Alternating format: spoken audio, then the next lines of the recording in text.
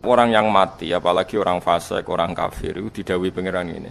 Jong kowe dhisik lali sangka peristiwa akhirat iki. Saiki kabeh tak buka. Fakashafna angka aka. Saiki tutup-tutup iku wis tak buka. Fabasaruka mongko te peninggal sira al-yauma ing dalem iki dina hadidun dadi cerdas, dadi tajem.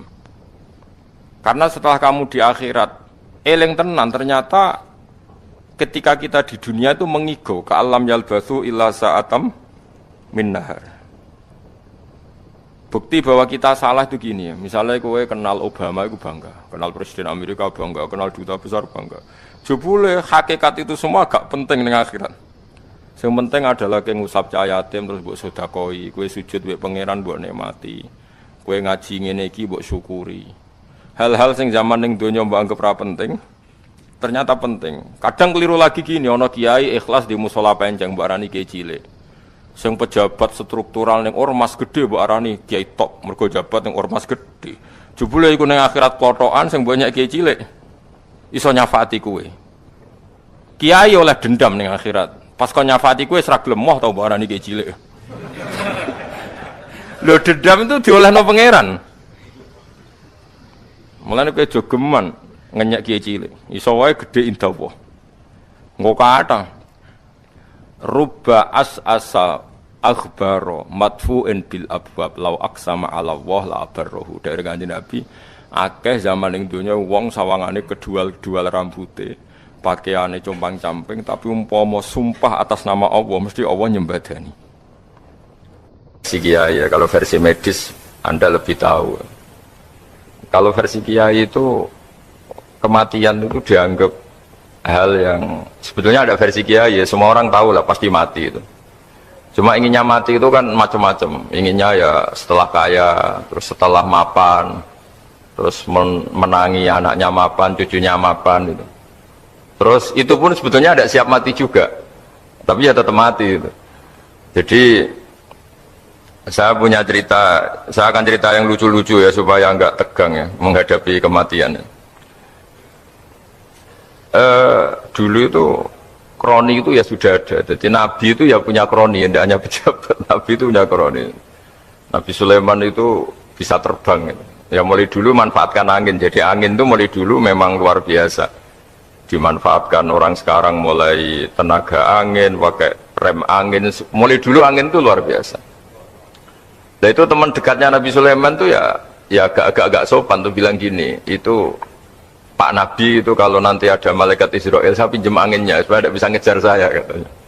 Jadi mulai dulu tidak hanya pejabat, Nabi pun ya punya teman yang agak-agak gimana itu. Suatu saat malaikat Israel disuruh nyabut orang, misalnya namanya siapalah. Nanti saya sebut ada yang tepaan sama nanti tersinggung, ya semuanya siapa gitu. Yang jelas namanya ada Agus tidak Bambang karena bahasa Arab itu. Itu orang ini cabut di India gitu. Nabi Sulaiman kira-kira ya di Palestina kira-kira itu. Si orang ini ternyata di dekat Nabi Sulaiman. Nah karena Nabi itu kan orang hebat lah, sehingga malaikat ya kadang silaturahim ke para nabi. Israel sendiri ya kadang-kadang silaturahim ke para nabi. Silaturahim yang paling nggak disukai ya silaturahimnya malaikat Israel. Datang ke Nabi Sulaiman, sebenarnya niatnya silaturahim. Ternyata ketemu orang itu, kaget malaikatnya. Waduh ini gimana ini? Kok saya disuruh nyabut di India, kok orangnya di Palestina. Nabi Sulaiman kira-kira di kawasan Palestina, di wilayah yang katanya Israel itu. Karena Palestina kita tahu kan, menurut pemerintahan Israel itu wilayah Israel, menurut Palestina pemerintahan apa? Palestina. Tapi Indonesia alhamdulillah sampai sekarang itu nggak mau atau tidak punya hubungan diplomatik dengan apa? Israel. Sehingga kita harus mengistilahkan Palestina untuk warga Indonesia. Kaget malaikat ini katanya disuruh nyabut di India kok ada di sini. Nah si kroni ini, si orang yang itu melihat malaikat Israel, entah kenapa kok dia bisa melihat itu, mungkin punya kekuatan tertentu karena dekat Nabi. Kaget dia, malaikat melihat dia karena janggal ya, disuruh nyabut di India kok orangnya di Palestina. Si orang ini melihat malaikat juga takut. Malaikat itu punya hawa yang luar biasa. Akhirnya bilang ke Nabi Sulaiman, ya Nabi Allah, tolong pinjemin saya angin untuk saat ini juga saya bisa terbang ke India. Dipinjemin sama Nabi Sulaiman. Akhirnya orang itu sampai ke India. Dikira angin itu sudah segala-galanya sampai India. Terus malaikat senyum, seneng dia. Wah, ini sesuai protokol. Karena andai kan orang itu tetap di situ, malah malaikat nggak berani ngambil karena prosedurnya harus ngambil di India. Jadi andai kan dia tetap diam di situ, sebenarnya malah nggak masalah karena nggak sesuai apa panduannya harus di. Karena dia terbang di India, malaikat itu nyusul ya terus diambil karena sesuai apa? Ya, sesuai perintah harus memang diambil di India. Nah, kemudian saya akan memang dipesenin untuk memperkuat apa ya, nakes, teman-teman semuanya lah pasien. Tapi saya cerita dimulai dari yang seperti ini saya sengaja karena memang ya hidup itu seperti inilah. Pasti kita semua akan mengalami kematian. Cuma inginnya kita ya hidup itu ya sehat, ya, terus kalau mati itu ya tidak punya utang, karena berat nanti utang. Saya tidak tahu fikihnya itu. Kalau utang pribadi itu hisabnya berat, kalau utangnya lembaga itu gimana itu? Dihitung salahnya direkturnya, apa dihitung salah karyawan yang minta naik apa? Gaji. Saya tidak tahu, kayak utangnya Indonesia itu yang disalahkan itu menterinya apa presidennya, apa yang selalu mengajukan gaji 13. Tidak tahu itu, karena di kitab tidak dibicarakan. Yang dibicarakan utang-utang apa? Pribadi ya. Kalau yang utang-utang lembaga negara itu nanti tak tanyakan malaikat auditornya ini gimana cara apa?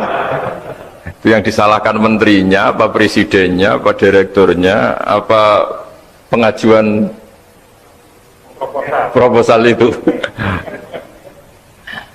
Nah, singkat cerita itu kalau ngadepin kematian atau sebenarnya yang ngadepi kehidupan juga kita ini, inna sholati wa nusuki wa mahyaya wa mamati lillahi rabbil alamin.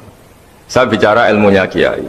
Misalnya si A itu sebenarnya sudah ditulis dia mati karena kecelakaan. Yang satu ditulis mati karena sepuh, karena tua. Yang satu mati karena tersedak, yang satu mati karena ngelindur, mungkin yang satu mati karena tenggelam. Sehingga sebetulnya andaikan kita melihat Loh Mahfud, kita ini ya naif. Saya berkali-kali ngaji bilang, kadang kita ini takutnya sampai angin takutnya dari motor ngelamun, gara-gara ngelamun gitu. Andaikan malaikat tuh suka bully, kawan gitu. Kamu catatannya kecelakaan kok yang kamu takuti apa? Covid. Tentang sejarah misalnya kita pernah hidup menanamkan kebencian sesama itu terus ke bawah. Anak cucu kita dikandani jogeman cocok wong iku musuh bapakmu, mbahmu itu. Sehingga anak cucu itu dendamnya diwariskan. Wong dendam kok dia apa? Wariskan. Termasuk utang itu. Ketika kita jabat ingin rumah sakit ini mewah, pikirannya kok isdadi, aku seleren semikir direktur berikutnya. Itu tidak tahu itu nanti hisabnya ke siapa. Saya ulang lagi ya. Maka dalam satu ayat dikatakan laqad kunta fi ghaflatin min hadza fakashafna anka ghita'aka fabasarukal yauma hadid. Manusia ketika di dunia itu dianggap tidur. Tidur itu dengan tanda kutip itu bodoh.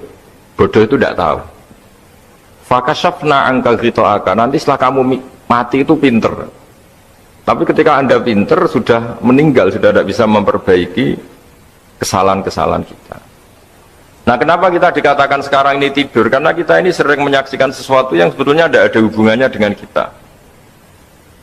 Tidak ada hubungannya dengan kebutuhan kita. Misalnya kita ngelamun, berkhayal, ingin hidup kaya raya, sejahtera, jabat, orang lain anak buah semua. Ternyata itu nggak penting ketika kita di akhirat. Yang penting adalah Anda meninggal dalam keadaan menghamba kepada Allah Subhanahu wa Ta'ala. Saya berkali-kali ngaji, kalau saya berkali-kali bilang, andaikan hati kita nanti direkam Allah, nanti di akhirat sudah direkam, orientasi kita direkam nanti. Pak Agus misalnya ingin punya mobil, punya rumah mewah, punya apa, terus orientasinya gitu. Di depan Tuhan yang menyuruh kita, mensyariatkan kita, inginnya itu ya jadi hamba Allah terbaik, jadi kekasihnya Allah, jadi hamba yang bersujud, dari hamba yang bersedekah. Jadi ini kan tidak sambung, ada cita-cita versi Allah yang dianjurkan Allah, yaitu bercita-cita jadi hamba yang soleh, yang bermanfaat, yang memanfaati orang banyak. Kemudian ini ada cita-cita yang hadun nafsi, ingin mapan semua orang anak buah. Hal-hal seperti ini itu harus kita jaga, jangan sampai terjadi. Makanya di semua kitab, pertama mendahulukan bab niat. Niat itu ya faman kana hijratu ilallah wa rasulih fa hijratuhu ilallah wa rasulih. Orang baik itu orang yang orientasinya itu menuju Allah Subhanahu wa taala. Lalu yang kurang baik adalah orang yang orientasinya itu ya harta, perempuan, pokoknya inginnya itu hal-hal yang kepentingan dirinya sendiri. Nah, lalu kenapa kita kadang tidak tahu? Ya tidak tahu itu karena tadi kita kalau tidak wiridan itu tidak punya efek samping kan. Tapi kalau kamu nggak punya uang kan terus lemes. Karena ngerti itu terus uang itu penting, wiridan tidak penting. Nah dari kesimpulan itu sebenarnya kita menjadi bodoh. Karena menjadi bodoh ketika Anda meninggal ternyata uang ini nggak penting, wiridan ini penting. Tapi tahu kita terlambat setelah kita meninggal. Nah di sini saya ingin mengingatkan apapun kondisi kita, yang jelas itu ingat selalu kepada Allah Subhanahu wa taala. Caranya ingat gimana? Kata Nabi, kamu bayangkan musibah yang lebih ekstrim, kamu akan tahu yang kamu alami itu ahwanu wa aisar, yang kamu alami itu ringan sekali. Ringan seringan-ringannya. Saya beri contoh ya, kalau Anda belajar, kalau dalam bahasa pondok itu falak, mungkin kalau bahasa umum itu apalah, ilmu apa. Misalnya orang ahli meteor, ahli apalah, ahli perbintangan. Ketakutannya pasti benda langit ini jatuh kemudian menimpa bumi. Nanti kalau Anda ahli geologi itu takutnya bumi ini likuifaksi karena sumber daya alamnya sudah begitu dikeruk, dimanfaatkan. Nanti yang ahli teroris atau yang ahli ekstremis itu takutnya itu ada teroris. Yang ahli sosiologi takutnya Indonesia itu chaos. Kalau chaos ya saling bunuh, saling apa. Jadi semuanya ini ketakutan ini semuanya mengarah terhadap kematian. Kecelakaan lalu lintas ya menjadikan orang mati. Likuifaksi kayak kemarin di Sulawesi ya iya, gunung meletus, gempa, tsunami. Nah ketakutan yang menjadikan kematian ya banyak. Kalau baru tsunami aja ya orang takutnya ke tsunami. Nanti kalau ada kematian gempa ya takutnya gempa. Kalau temanya COVID ya takutnya COVID. Terus kalau ada tetangga mati karena ngelindur ya baru gue nak turu hati-hati nggak nak mati ngelindur. Jadi nah masalahnya kan kita nggak tahunya itu ya tadi takutnya COVID ternyata catatannya itu mati kecelakaan, takutnya kecelakaan ternyata matinya itu ngelindur, kan kita tidak pernah tahu. Dari tidak pernah tahu itu kemudian agama datang dengan anjuran sudahlah kamu tawakal bahwa semua urusan kamu di tangan Allah Subhanahu wa taala. Inna sholati wa nusuki wa mahyaya wa mamati lillahi rabbil alamin la syarikalah. Yes, ibadah kita, sholat kita, hidup kita, mati kita semua di tangan Allah Subhanahu wa taala. Sehingga dengan berpikir begini ini melihat COVID itu ya kayak melihat potensi kematian yang lain, kayak karena gempa, likuifaksi, kecelakaan, karena ngelindur, karena macam-macam. Kenapa saya membuat atau menyarankan ya supaya orang berpikir demikian, supaya bersyukur bahwa kita ini dihimpit, disekelilingi penyebab kematian tadi. Kalau kita ahli meteorologi mungkin takutnya itu asteroid jatuh, terus kemudian meteor jatuh yang nggak habis digesek oleh sistem alam, terus macam-macam. Yang ahli gempa juga takutnya gempa, yang ahli tsunami takutnya tsunami, yang ahli sosial takutnya Indonesia chaos, kemudian saling apa? Bunuh, saling apa, dan sebagainya, dan sebagainya. Nah dengan keadaan seperti ini, kita ini baik sekali. Bukan sekedar baik sekali. Kita tidak mengalami chaos sosial, kita tidak mengalami likuifaksi, kita tidak mengalami benturan benda langit di bumi kita. Karena itu sekali terjadi, bukan 1-2 lagi, tapi habis seluruh Indonesia, mungkin seluruh dunia. Nah di sini cara Allah membuat kita selalu bersyukur bahwa hal-hal itu tidak terjadi. Jadi ada sebuah ayat yang Allah selalu mengingatkan, Aamintum man fis sama ayyakhsifa bikumul ardo fa idza hiya tamur. Kamu boleh sekali-kali berpikir bumi ini justru potensinya itu likuifaksi, potensinya itu hancur karena di bawah itu ada magma, ada apa minyak, ada macam-macam. Ini kan di bawah ini kan ngerongkong coro Jawa itu karena diambilin terus. Biro-biro diambil ya ini ya ono masih bisa dipakai. Belum sistem bumi sendiri, wafil arti kita mutajawirat, bumi sendiri itu berupa lempengan-lempengan. Setiap saat itu potensinya geser, sekali geser ya jadi gempa itu. Terus belum benda langit yang potensinya juga jatuh, sekali jatuh ya habis kita. Jadi yang kita ini dikepung sekian potensi yang bisa menghancurkan kita. Tapi nyatanya, mulai Nabi Adam sampai sekarang itu ada kehidupan, ada khayal. Sing Joko yang kepengen payu rabi, mungkin sing wis payu rabi yang mbah kepengen mbah roh, macam-macam lah. Tapi yang jelas itu, wong dikepung kematian kok ya khayalnya masih tinggi. Lah nggak pernah ngayal ya orang yang utang ditagih itu, gak kau berngayal. Soalnya wadine tanggal kredit itu. Tapi ini saya cerita supaya orang Indonesia itu ngerti lah bahwa yang ngepung kita itu tidak hanya COVID. Banyak. Makanya orang Arab itu kalau ngendikan itu wa malam yamut bisayfi mata bi khairihi ta'addadatil asbab wal maut wahidu. Karena orang Arab itu kan dulu Arab sebelum Islam itu kan satu kabilah nyerang kabilah yang lain. Wah itu kan harus butuh orang-orang tangguh karena dulu sistem rezekinya kayak sistem Indonesia dulu lah. Kerajaan ini nyerang ini supaya satu kerajaan punya eksistensi harus mengalahkan kerajaan yang lain. Bahkan cerita-cerita itu sama lah di Indonesia di mana-mana. Nah itu pemuda-pemuda yang gagah berani itu karena punya pegangan tadi. Wa malam yamut bisayfi toh mata biwirihi. Kalau kamu tidak mati di medan perang ya tetap aja mati juga. Sehingga mereka kendel gitu kata cerita orang dulu. Ta'addadatil asbab wal maut wahidu. Sebab kematian bisa macam-macam, tapi kesimpulannya tetap saja namanya mati. Lalu Islam itu mengajarkan aksiru min dzikri hadhimil ladzat. Kamu harus banyak ingat mati. Tapi uniknya Islam itu menyuruh ingat mati itu disuruh justru semangat hidup. Karena kita butuh bekal itu. Jadi kalau kamu ingat mati itu jangan terus loyo, terus nunggu takdir mati itu enggak, malah disuruh semangat. Nah tenaga medis semangat mengobati pasien, yang pasien juga semangat apa mensupport dirinya supaya punya keberanian hidup. Orang Jawa nunggoni anak, nunggoni putu. Kalau saya sebagai kiai ya nunggoni santri, nunggoni umat. Jadi ingat mati itu justru dengan cara mencintai hidup. Karena hidup ini adalah bekal kita untuk sanggup ketemu Allah Subhanahu wa taala. Kadang-kadang bekal itu mudah sekali. Ada orang nakal gara-gara minumin anjing yang baru haus, sama Allah dimaafkan. Ada orang yang pulang dari tempat kerjanya, ada duri di tengah jalan, disikirkan takut kena orang, diampuni Allah, akhirnya menjadi ahli apa? Surga. Ada orang yang kerja untuk orang tuanya, kemudian orang tuanya dicukupin menjadi ahli surga. Bahkan ada ahli surga itu ceritanya itu, tapi ini jangan dicoba. Ada orang sudah jelas niat nyon sewu, niat zina, sudah tinggal itu terus mikir dia. Saat itu takut Allah gak jadi, barokahnya gak jadi langsung dia jadi ahli surga. Sarannya gak jadi loh ya.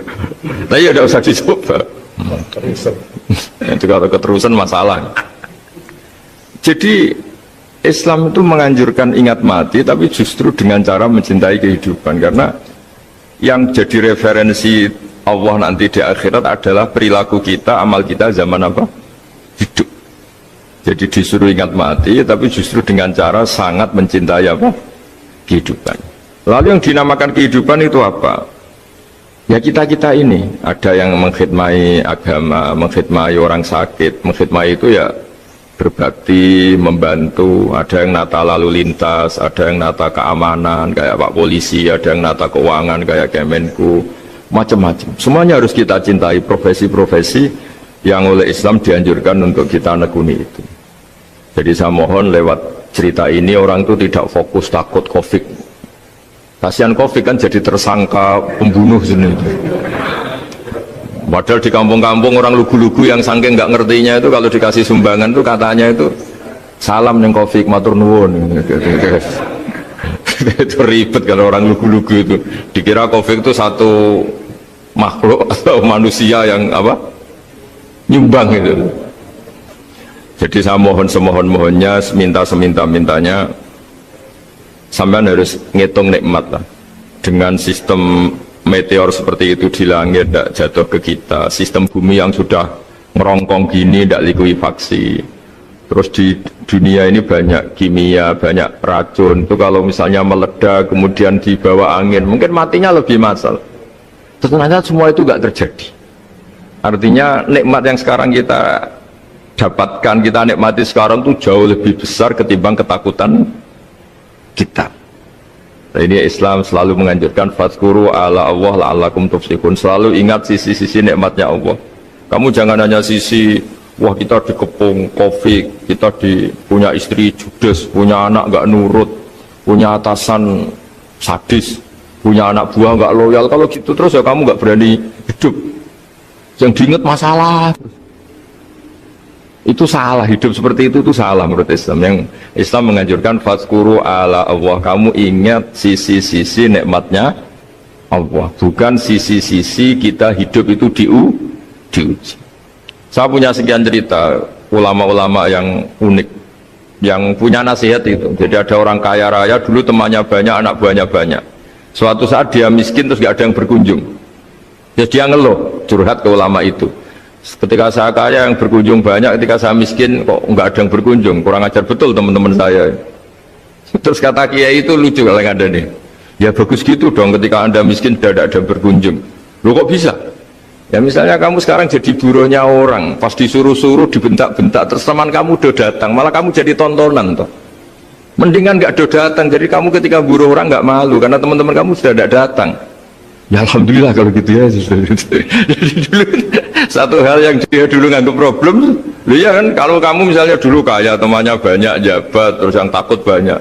Ketika sudah miskin, Yun Sawu jadi buruhnya orang, disuruh-suruh, terus teman kamu tetap do datang. Siap nggak ada? Siap datang apa siap nggak datang? Lebih siap nggak datang sebetulnya, karena nggak jadi tonton. Akhirnya dia sadar. Ya gitu kalau dikeluhin istri saya ini judes, ya sering marahin gini-gini. Ya bagus dong marahin kamu. Kalau marahin tetangga malah masalah. Coba kamu punya istri kalau marahin orang lain pusing enggak? Mendingan marahin. Jadi pokoknya dilatih terus. Lama-lama dia bersyukur. Nah termasuk cara kita melihat kehidupan. Ada doa Rasulullah SAW yang luar biasa, ya Allah jadikan kehidupan ini sebagai penambahan saya untuk berbuat baik. Wal mauta rohatan li min kulli syarrin, kalau saya engkau takdir mati ya anggap mawon nih mati itu berakhirnya semua potensi keburukan saya. Orang itu kan potensinya dua, buruk betul atau potensi buruk. Mungkin sekarang kita ada korupsi, tapi bisa saja suatu saat kita korupsi. Mungkin sekarang kita ada salah, suatu saat potensi salah. Dan mati itu mengakhiri itu semua. Makanya saya berkali-kali cerita kalau ngaji, kalau orang-orang alim NU itu kalau ada bajingan mati tetap dia seksa ini baik dia. Itu tetangganya nggak mau semua. Wong bajingan udarani baik, tapi kiainya ngotot harus disaksikan kalau ini baik. Akhirnya mereka bilang ya baik-baik. Padahal di hati kiainya sudah tidak bisa garong lagi, tidak bajing lagi. Ya baiklah gitu. Jadi sehingga orang-orang soleh itu melihat hidup itu ya biasa, melihat mati itu biasa, karena hidup adalah sarana kita menambah kebaikan dan mati adalah akhir dari segala keburukan kita atau potensi keburukan kita. Jadi Islam itu mengajarkan kita gimana menghadapi kehidupan, juga gimana menghadapi apa? Kematian. Jadi saya ulang lagi, itu ajaran-ajaran Islam yang luar biasa. Jadi ij'alil hayata ziyadatan li fi kulli khairin wal mauta rohatan li min kulli syarrin. Jadi hidup menambah kebaikan, kalau kita mati anggap saja mengakhiri semua buruk kita kalau kita sedang buruk atau potensi keburukan kita. Saya cerita ringan tapi supaya diingat-ingat. Jadi kalau kita yang nekuni, saya tadi kan sudah bilang, kita kiai yang nekuni ilmu itu, ya tadi kita agak fokus bicara Covid. Inna Allaha yumsikus samawati wal ardo antazula wala inzalata in amsakahuma min ahadim min ba'dih. Kalau kamu ahli meteorologi kan melihat ini jatuh jumlahnya besarnya sekian. Ini kalau digeser oleh atmosfer paling masih sekian, kayak kemarin Januari kan hujan meteor yang sering kena Lampung kemarin. Terus di mana-mana mesti takut kamu itu. Kalau kamu ahli gempa takutnya itu ya pergeseran lempengan bumi. Kalau kamu ahli tsunami ya takutnya tsunami. Kalau ahli sosiologi ya takutnya chaos sosial ya, sama kamu medis ya takutnya penyakit yang menular, penyakit seperti ini. Oke, kita sekarang fokus menghadapi COVID dan kita selalu berharap supaya Indonesia terbebas dari apa? COVID dan musibah-musibah yang lain. Ya tadi, apa gunanya terbebas dari COVID tapi chaos sosial kayak apa terus kita. Sehingga Islam selalu mengajarkan harus disyukuri lah bahwa kita sekarang alhamdulillah kita hidup harmonis. Kita kata Mbah Mun Bhinneka Tunggal Ika itu dimentikakno terus yang terakhir masalah air. Air itu sumber kehidupan. Di antara Allah mengingatkan kita adalah kul ara'aitum in asbaha ma'ukum ghoron famayyatikum bima'im ma'in. Bumi ini kan bawahnya ada magma, terus ada air. Normalnya air itu nggak ada. Secara teori itu normalnya air itu nggak ada karena bumi itu kan kalau ada air kan meresap. Sudah meresap bawahnya itu ada minyak, ada magma, harusnya air itu tersedot habis. Tapi orang saking angkuhnya, saking cueknya, ngira air itu malah potensinya itu abadi. Sebetulnya kalau menurut teori alam, air itu gampang hilang kan, diletakkan di bumi ya bumi itu meresap. Nanti bawahnya itu ada minyak, ada sebagian ada magma, ada macam-macam lah. Jadi potensi air itu harusnya nggak ada malah kalau melihat sistem itu. Tapi karena Allah saking rahmannya, air ini dijaga sedemikian rupa tetap ada. Kalau melihat sistemnya kan normalnya malah nggak ada. Makanya Allah selalu mengingatkan in asbaha ma'ukum ghoron. Suatu saat air yang kamu pakai yang jadi sumber kehidupan itu bisa saja tahu-tahu hilang, mungkin tersedot oleh panas bumi atau corong Jawa niku nyeresep entek atau gimana lah cara Allah menghilangkan. Fama ya'tikum bima imma'in. Lalu siapa yang bisa mendatangkan air itu lagi? Ini kata para hafidh, ini yang kata guru-guru ya, termasuk yang dikatakan Pak Mukhtar ini. Nanti orang harus ngondikan menjawab Allahu Rabbul Alamin. Hanya Allah sendiri yang bisa mengatur air ini selalu ada. Itu Pak, kalau kamu pikir kan air kamu sokkan di bumi kan mesti langsung hilang, meresap ke bumi. Bumi ada bawahnya lagi, ada bawahnya lagi. Dan mungkin bukan yang paling bawah mungkin tomak, harusnya itu nggak ada. Tapi Allah saking sayangnya mengatur sistem, air itu ada dan tersedia. Tapi ketika orang terlalu cuek dan angkuh sampai lupa syukur tersedianya apa? Air itu Allah mengingatkan, disuruh bayangkan kul ara'aitum, coba bayangkan kalau in asbaha ma'ukum ghoron. Tadi kan ada khataman ya, saya ikut, terima kasih. Bayangkan kalau air suatu saat itu ghoron menjadi hilang. Fama ya'tikum bima imai. Jadi saya tidak bisa spesifik memberi nasihat tentang COVID karena ya tadi yang bisa membunuh kita ini banyak. Ya, tsunami ya bisa bunuh, gempa bisa bunuh, likuifaksi bisa bunuh, jatuhnya benda lain kita bisa bunuh, takut tanggal utang kaget ya bisa bunuh. Macam-macam, semacam-macam lah, ngelindur ya. Kemarin mudik aja yang sebelum tertata rapi aja, mudik aja berapa kemarin kalau ada apa mudik lebaran yang tahun berapa, 3 tahun yang lalu apa 4 tahun yang lalu dulu. Jadi saya mohon, ketakutan kita adalah yang hakikat adalah takut jadi hamba yang tidak baik. Itu yang harus jadi ketakutan sejati. Takut kita di mata Allah tidak jadi hamba yang baik sehingga kita jauh dari Allah Subhanahu wa ta'ala. Karena cita-cita terbesar kita dan cita-cita terbaik kita adalah jadi hamba yang diridhoi Allah Subhanahu wa ta'ala. Sebaliknya ketakutan kita sejati adalah takut su'ul khotimah, takut jadi hamba yang tidak baik. Kita inginnya adalah assalamu alaina wa ala ibadillahis sholihin. Yang berhak mendapat keselamatan dunia akhirat adalah orang-orang atau hamba-hamba yang soleh. Ya tadi, untuk menjadi soleh itu gampang di Islam itu. Tenaga medis nolong pasien ya ibadah, pasien husnudzon sama dokter ya ibadah, mengelola hidup, ingin hidup ya ibadah, anak ngurus istri, pokoknya anak yang ngurus keluarganya juga ibadah. Semuanya itu di Islam itu asal tidak maksiat itu dianggap apa? Ibadah. Dan untuk orang menjadi kekasihnya Allah kayak tadi, ada orang yang karena ngerawat hewan dijadikan walinya Allah, menghilangkan duri atau pengganggu di jalan, jadi kekasih Allah. Itu cerita-cerita itu semuanya ringan. Bahkan tadi ada yang cerita sekedar ingin maksiat dan tidak jadi. Dalam Islam itu kan gitu, orang merencanakan maksiat kemudian tidak jadi, itu ditulis pahala. Jadi gampang sekali untuk menjadi orang soleh dalam Islam. Kalau tidak bisa itu semua, kata Nabi, takufus syarroka anin nas fa inna sodaqatun minka ala nafsik. Kalau tidak bisa berbuat baik sama orang lain, yang penting tidak mengganggu orang lain.